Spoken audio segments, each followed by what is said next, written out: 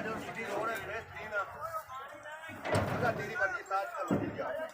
अंदर पार करनी चाहिए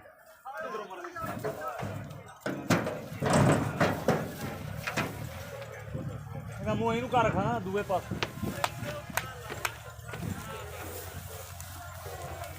ਯਾਰ ਰਹਿ ਜਾਣਗੇ ਪੈ ਗਏ